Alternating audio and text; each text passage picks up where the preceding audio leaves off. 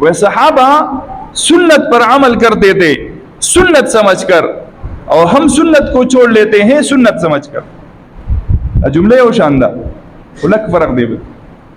सहाबा सुन्नत पर अमल करते थे सुन्नत समझकर, और हम सुन्नत को छोड़ लेते हैं सुन्नत समझकर। ځکه زه د نن د ماسپښین مانځنه بعد وایم چې په مونږ کې او په صحابو کې دا فرق دی. څنګه لمونځ وشي کنه او دعا وشي، بلکې دعا ته بل انتظار هم نه کوو. زه به د دغه ټیم کې چې په مونږ کې او په صحابو کې دا فرق. مونږه سنت پرېږدو، مړه سنت دې څه بګې، او صحابو به سنت کول چې دا د پیغمبر سنت دی. دا په ما او په صحابه کې فرق دی. هغه به سنت او اهمیت به سره.